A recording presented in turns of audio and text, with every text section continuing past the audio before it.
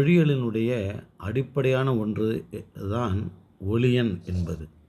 இப்போ ஒலியன்னா என்னன்னு கேட்டிங்கன்னா, இப்போ கட்டம் என்ற ஒரு வார்த்தை இருக்குது, சட்டம் என்ற வார்த்தை இருக்குது. இந்த கட்டம் என்ற வார்த்தையை பிரித்தோம்னா, இக்கு கூட்டல் ஆ, இட்டு இட்டு இட்டு கூட்டல் ஆ, இம்மு. சட்டத்தை இச்சு கூட்டல் ஆ, இட்டு இட்டு கூட்டல் ஆ, இம்மு. இங்கே இந்த இக்கும் இச்சும் தான் ஒலியில் மாறுபடுது. பாக்கி எல்லாம் ஒரே மாதிரி இருக்கு இல்லையா? இப்போது இந்த கட்டம் என்பதற்கும் சட்டம் என்பதற்கும் எது ஒலியில் மாறுபடுது? இக்கும் இச்சு. அதுதான் அடிப்படை அலகு. அந்த அடிப்படை அலகு தான் ஒலியன் அப்படின்னு பேர். பொருள் மாறுபடுவதற்கு எது அடிப்படையான அலகோ அதுதான் ஒலியன் அப்படின்னு பேர்.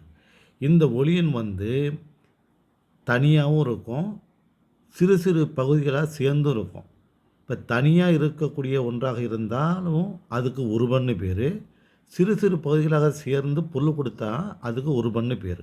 இப்போ செய் என்பது ஒரு ஒலியன், கெரு என்பது ஒரு ஒலியன், ஆண் என்பது ஒரு ஒலியன். இப்போ செய்கிறா ஆண் அப்படிங்கிறது ஒரு உருபன். புரியுதுங்களா?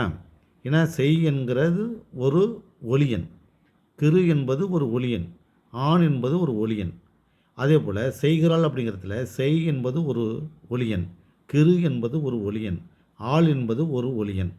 இப்போ செய்கிற ஆள் அப்படின்னா 3 ஒலியன் கொண்ட ஒரு உருபன். உருபன் சேர்ந்து வரும், தனியும் வரும். எப்படி?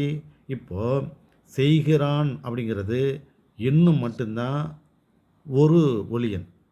செய்கிறாள் அப்படின்னா எள்ளு மட்டும் ஒரு ஒலியன். பாக்கி எல்லாம் ஒரே மாதிரியாக இருக்குது. அப்போ செய்கிறான் என்கிற ஆண்பாலுக்கும் செய்கிறாள் என்கிற பெண்பாலுக்கும் வேறுபடுத்தக்கூடிய ஒரே ஒரு 2 எழுத்து இல்லும் இன்னும். அதனால அதுக்கு தனி உருவன்னு சொல்லுவாங்க. அப்போ வேறுபடுத்தக்கூடிய ஒவ்வொரு எழுத்தையும் நாம் ஒலியன் என்று சொல்லுகிறோம். ஒலியன் தனியாகவும் வரலாம், இன்னும் இல்லு போல செய், கிரு, ஆண் என்று சிறு சிறு பகுதிகளாக சேர்ந்து வந்தால் அதுக்கு உருபன்னு பேர். நன்றி, வணக்கம்.